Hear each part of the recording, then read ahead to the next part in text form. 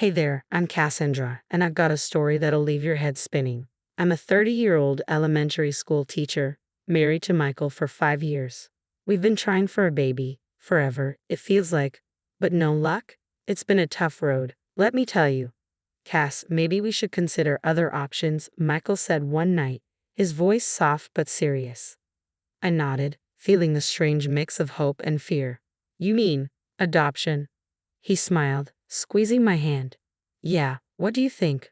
My heart raced. I think it's perfect. The next day, I'm having coffee with my best friend, Olivia. She's a social worker, so she knows the ins and outs of adoption. So, you're really going through with it? Olivia asked, eyes wide. We are, I said, grinning. But there's just one problem. Olivia groomed. Let me guess. Victor?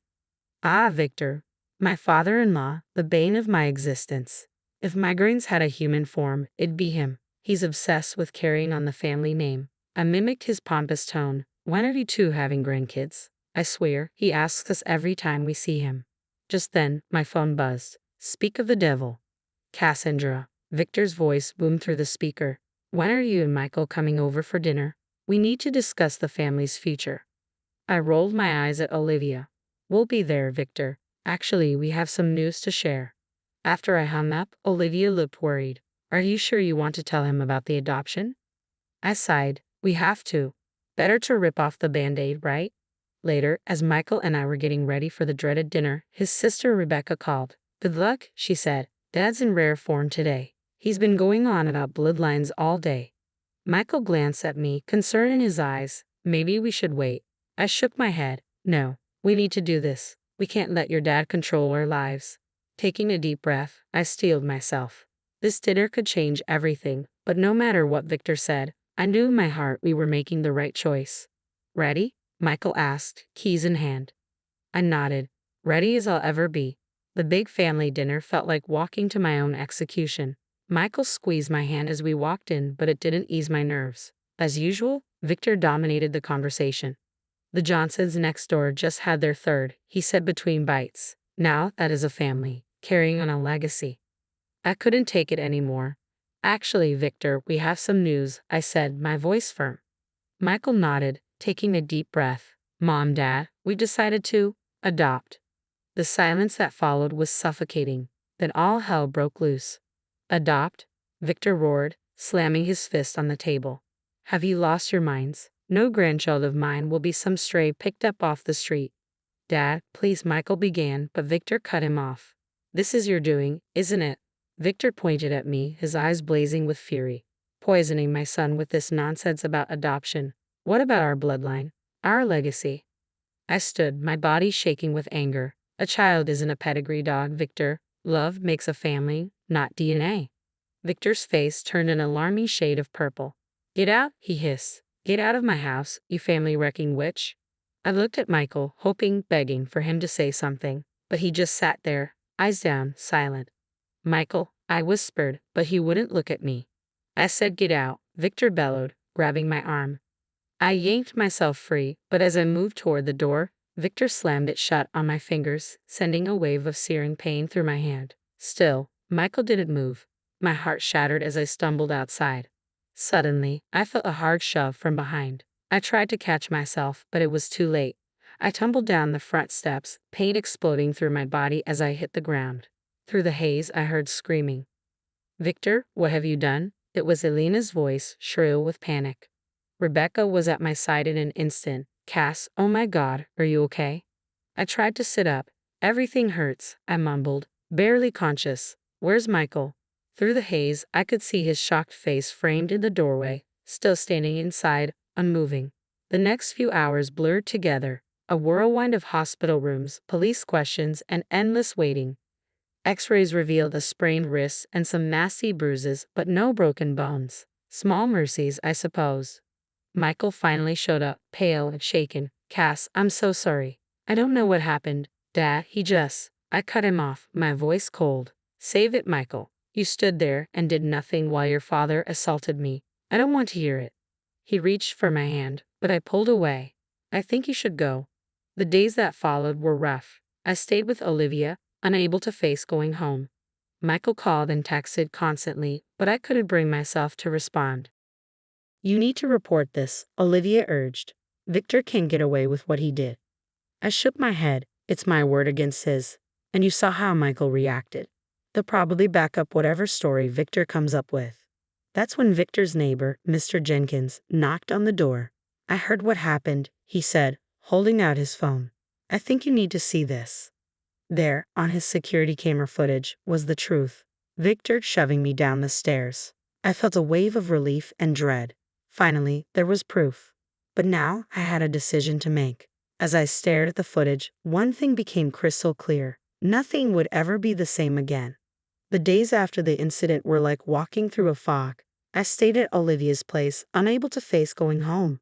Michael's calls shifted from frequent to occasional, each one more distant than the last. Cass, you need to come home, he said during one call. Dad's really sorry. He wants to apologize. I scoffed. Apologize? He shoved me down the stairs, Michael. He says it was an accident. Maybe if I hadn't provoked him. I hung up, feeling sick to my stomach. Olivia found me crying on the couch later. That's it, she said, fire in her eyes. We're digging into Victor's past. This can't be the first time he's pulled something like this. We spent days combing through public records and making calls. What we uncovered was chilling. 3 domestic disturbance calls at their old address, Olivia read aloud. All mysteriously dropped. I shook my head, disbelieving. How does he keep getting away with this? Money and influence, Olivia sighed. But there's more. I called a friend at the adoption agency. Victor's been sniffing around, asking about ways to disqualify applicants. My blood ran cold. He was trying to sabotage our adoption. That was the last straw. I marched over to the house, my house, and found Michael there. What's going on, Michael? Why are you letting your father control our lives? Michael wouldn't meet my eyes. You don't understand, Cass. Family is everything to Dad. He just wants what's best. Best? I exploded. He assaulted me, and now he's trying to stop us from adopting. That's not true, Michael muttered, his voice growing defensive. You're blowing things out of proportion. I stared at him, the man I thought I knew suddenly a stranger. Who are you? What happened to the man I married? Michael's face hardened. Maybe that man finally grew up, realized the importance of family legacy. Legacy, I scoffed. Is that what we're calling abuse now? You know what? Michael snapped. I can't do this anymore. I want a divorce. The world stopped. A divorce? Dad's right. We want different things. And frankly, I'm tired of your lies about him.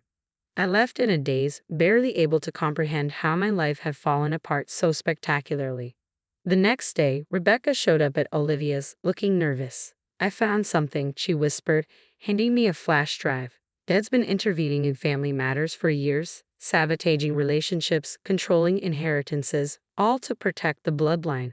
I scrolled through the files, my horror growing with each new revelation. Rebecca, how long have you known? She looked away. Too long. I'm sorry, Cass. I should have said something sooner. As she left, I felt a spark of determination ignite within me. Victor had controlled this family for too long. It was time to stop him. I turned to Olivia. I need your help. We're going to expose Victor. We can't let him hurt anyone else. Olivia grinned. I thought you'd never ask. What's the plan? As we started plotting, I felt stronger than I had in weeks. Victor thought he had broken me, but he had no idea what was coming. Game on, old man, game on. The next few weeks were a whirlwind of secret meetings and late-night planning sessions. Olivia, Rebecca, and I operated like a covert team, gathering every shred of evidence we could find on Victor's reign of terror.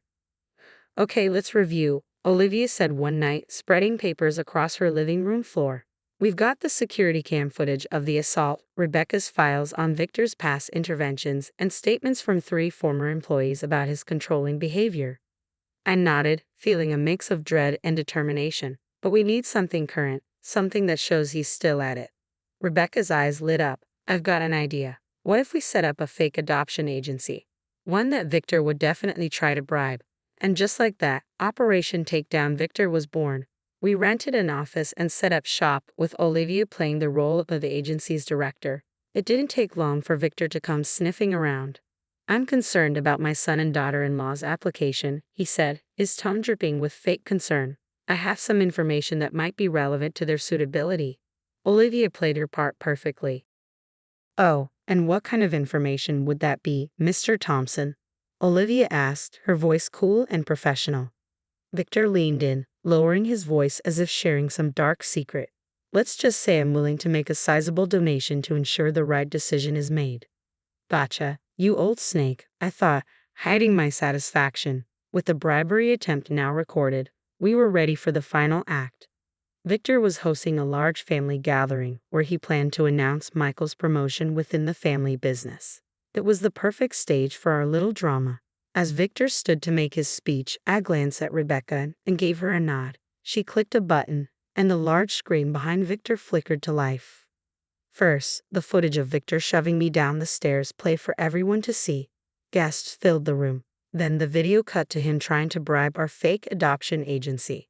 Finally, a montage of testimonies from people he had hurt over the years played, each story more damning than the last. The room erupted into chaos. Victor's face went from confusion to fury, and then panic. "This is all lies," he bellowed, his voice shaking with rage. "Michael, tell them this isn't true." But Michael just stood there, frozen, looking utterly shell-shocked. For once he had no words. That's when Elena, Victor's wife, did something no one expected. She stood up, walked over to me, and took my hand. "No more, Victor," she said, her voice trembling but resolute. "I won't let you hurt anyone else." The aftermath was intense. Domestic violence organizations and adoption agencies quickly picked up the story. Victor's reputation was shattered, and he was facing serious legal consequences for his actions. Michael didn't fare much better. Once people found out he had stood by while his father assaulted me, the court of public opinion turned on him hard. As for me, well, life has a funny way of working out. 1 year later, I'm sitting in the backyard of my new house, watching my adopted daughter Zoe play with her aunt Rebecca. Olivia's inside, probably raiding my fridge as usual. Elena calls from the patio, "Lunch is ready, everyone." As we gather around the table, I can't help but marvel at my new family. It's not what I expected, but it's so much more than I ever hoped for. Victor is serving time for assault and bribery, and Michael is struggling to rebuild his life. Though that's no longer my concern. As for me, I've found my calling. I now run a support program for adopted children and survivors of domestic violence at my school.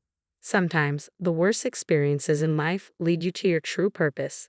As Zoe climbs into my lap babbling about her day, I realize something important. Family isn't about blood or legacy. It's about love, support, and standing up for what's right.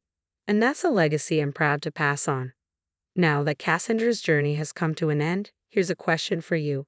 If you discovered a family member was actively sabotaging your life plans and had a history of abusive behavior, would you expose them publicly or handle it privately? It's a tough call, right? Public exposure might protect others but could tear your family apart. Handling it privately might preserve relationships but allow the cycle of abuse to continue. Where do you draw the line between family loyalty and justice? Drop your thoughts in the comments. I'm really curious to hear what you think. If this tale of family drama and triumph over adversity got you thinking, hit that like button and subscribe for more stories that challenge your perspective on family loyalty and doing what's right. Trust me, there's plenty more where this came from.